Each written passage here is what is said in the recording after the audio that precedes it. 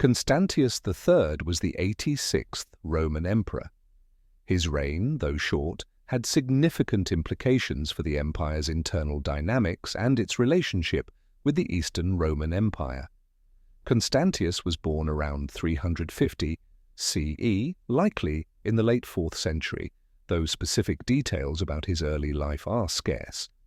He was of humble, possibly low-born origins, but through military service he climbed the ranks of the Roman army.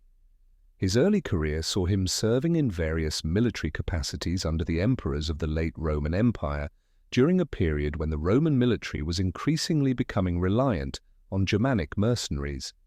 He rose through the ranks, eventually gaining prominence in the western part of the empire. It is believed that Constantius served under the Western Roman Emperor Theodosius I, who reigned from 379 to 395. After Theodosius's death, the empire was divided between his two sons, Arcadius in the east and Honorius in the west.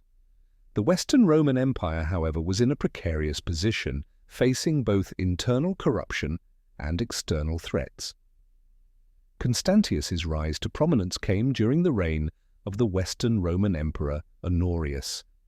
Honorius, who ruled from 395 until his death in 423, struggled to effectively govern due to his inexperience and inability to maintain control over the western provinces. As a result, powerful military leaders and generals had significant sway over imperial politics. One such leader was Stilicho, a general of Vandal descent, who wielded significant influence in the Western Roman court. However, after Stilicho's execution in 408, Constantius began to consolidate power. He was appointed as the Magister Militum, Master of Soldiers, in 411 and effectively became the chief military commander of the Western Empire. His leadership was instrumental in dealing with the military and political crises that plagued the empire at the time, particularly the ongoing invasions by the Visigoths, Vandals, and other barbarian groups. In 411, a significant political event occurred, the usurpation of Emperor Constantine III, who briefly seized control of Britain and Gaul. However, Constantius's military expertise and diplomatic maneuvering helped restore order in these regions. In 412, after a series of campaigns, Constantius defeated the forces of Constantine III and retook control of Gaul and Britain for the Western Empire. Constantius's role in restoring order did not go unnoticed. By 417, his power had grown sufficiently to earn him recognition as co-emperor with Honorius, though he ruled in the background, while Honorius remained the figurehead of the Western Roman Empire. During this period, Constantius played a pivotal role in securing the empire's borders and stabilizing the situation in Italy, where the imperial authority had been increasingly undermined by barbarian forces and internal instability. Constantius's relationship with Honorius deepened when he married the emperor's sister, Galla Placidia, around 417.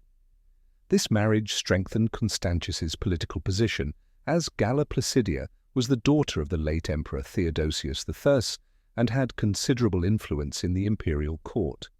By marrying her, Constantius aligned himself with one of the most powerful families in the empire. Despite the political advantages of this union, it was not without complications. Galla Placidia had already been involved in a tumultuous period of captivity and exile. After the Visigothic sack of Rome in 410, she had been taken captive by the Goths under King Alaric I, but was later released. The political dynamics surrounding her marriage to Constantius were undoubtedly complex, as it further entrenched the power struggle between various factions within the Western Empire. In 421, Constantius was elevated to the position of co-emperor with Honorius. This occurred shortly after the death of Emperor Theodosius II, the ruler of the Eastern Roman Empire. The Eastern Empire, which had its capital in Constantinople, and the Western Empire, with its capital in Ravenna, had long been in a delicate political balance.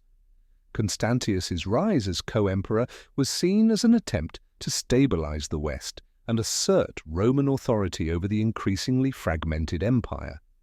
However, Constantius's reign was cut short. After only a few months as emperor, he died in September 421, possibly from a sudden illness, or, according to some sources, due to complications following a military campaign. His death left Galla Placidia as the regent for their young son Valentinian III, who would eventually ascend to the throne as emperor in the West. Constantius III's reign, though brief, marked a critical moment in the history of the Western Roman Empire. His military prowess and strategic alliances helped stabilize the empire during a period of significant crisis.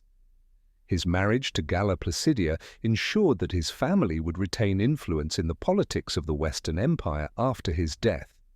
However, his early death meant that the Western Roman Empire's future would remain uncertain.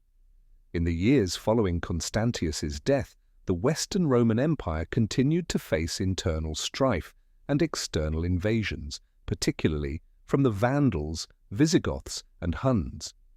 Constantius's son, Valentinian III, would rule for several decades, but struggled to assert control over the empire's weakening territories. The decline of the Western Roman Empire would continue until its eventual fall in 476 CE, a little more than half a century after Constantius's death. Despite the brevity of his reign, Constantius III's time as emperor highlights the vulnerability of the Western Roman Empire in the early 5th century. His efforts to secure the empire's borders, restore control over key regions, and strengthen imperial authority were crucial, but they were ultimately unable to prevent the empire's inevitable decline. Nonetheless, his marriage to Galla Placidia ensured that his legacy endured in the imperial court, even as the Western Roman Empire teetered on the edge of collapse. In conclusion, Constantius III's reign, though short and often overshadowed by other events of the time, was significant in the context of the declining Western Roman Empire. His efforts to stabilize the empire, restore lost territories, and consolidate power were important in delaying the inevitable collapse of the Western Roman state. His death in 421 marked the end of his direct influence, but the consequences of his actions would resonate in the years that followed, as the empire's fate was increasingly shaped by the complex interactions between imperial leadership, military power, and barbarian invasions.